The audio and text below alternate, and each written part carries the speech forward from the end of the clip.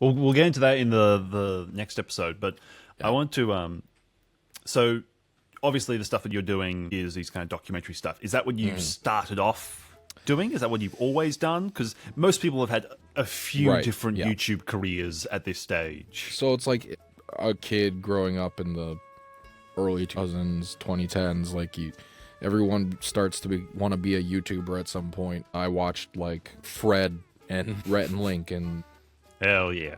Julian Smith growing up. And so at first that was kind of like the style of stuff I always wanted to do was like skits and like comedy stuff. And so my channel was just my name at one point, and it had the cringiest garbage you will ever see.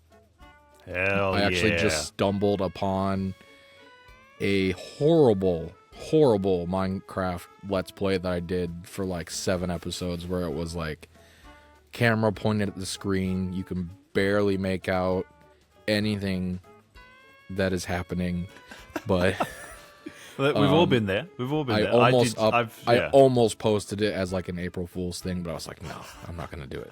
For all It's of too you Piglet embarrassing. people, Yeah. guys, this is the meat and potatoes of this Yeah. channel. I was basically trying to be Tobuscus at the time, I guess, which I feel like a lot of kids were trying to do, was emulate Toby Turner. Also, in that Let's Play, the chicken jockey kills me, so I feel like that, and that's become a meme. I don't know if you know about the chicken jockey meme, but I've seen the movie. I was there when I the haven't seen entire it yet. cinema erupted, and I was like, how do they know these lines? How do they? Every like 10 minutes, all these kids exploded, and I'm just like, I think I'm too old for this now. I think I'm too old. So I started out doing like Let's Plays and comedy sketch types of things as a cringy little child. And I look back at those and I'm like, wow, no wonder you are the way that you are. But I at a certain point I erased all of that. I was like trying to I wasn't sure what I wanted to do, but I was like, I'm gonna reinvent it. How I came up with the name Who Needs Normal actually was it was originally going to be like a webcomic. And I think we've talked about this before, but you probably don't. I wanted to do animation and like webcomics for a while, and I wanted a catchy name. And at the time I was watching people like The Odd Ones Out, and I was like, that's a good name. I need a name like that. Yeah. Or Domix. So I just sat down and brainstormed names, and that one, I don't remember why it popped into my head, but that one popped into my head, and I was like, that's it. And then I was like, eventually the idea of doing a web comic was like, I don't think that's ever gonna work out. But I was like, that could also be a YouTube name. So I made it my channel name, still not knowing what I was going to be doing on the channel. And I don't remember what year it would have been. I would look it up, but that would take too much time.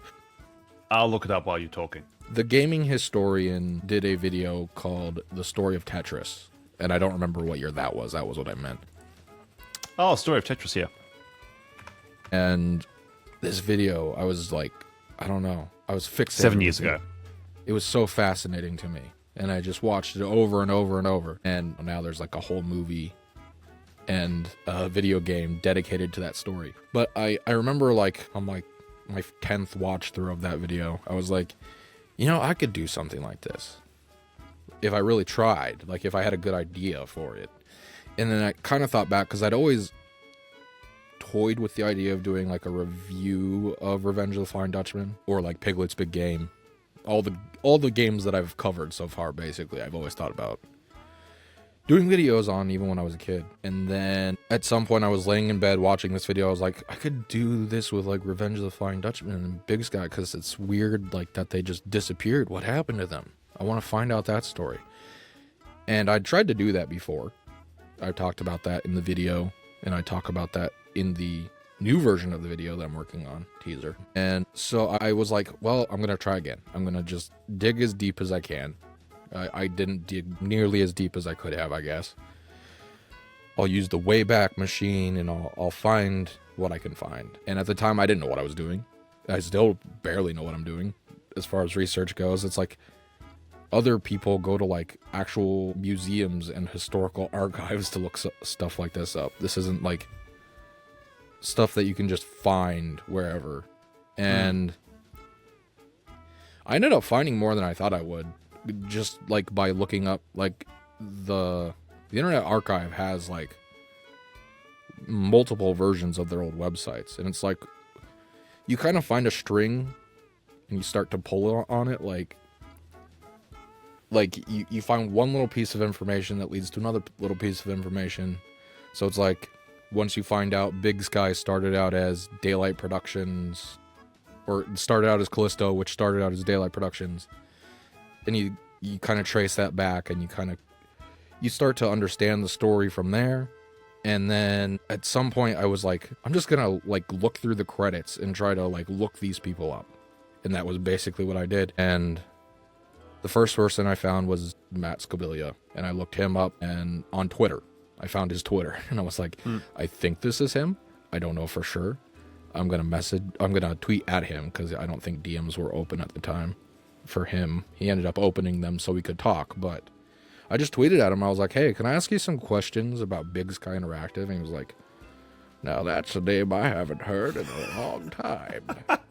And he was like, absolutely, let's talk. Let's do it. All my NDAs are passed. It's fine. Yeah. Well, that's the crazy thing. It's like, I don't know if there ever was an NDA in that situation. It was a bad situation. It was a lot worse than I ever realized. I have NDAs for podcasts that I'm managing. I have NDAs, so I'm not allowed to talk about them for a podcast. There's no evidence that there was ever any. I mean, obviously there's like, their information was confidential, but it's like, legal stuff is weird in and of itself, because I actually have their contract, and there's some sketchy stuff with it where it's like, they weren't honoring their own contract. THQ were not.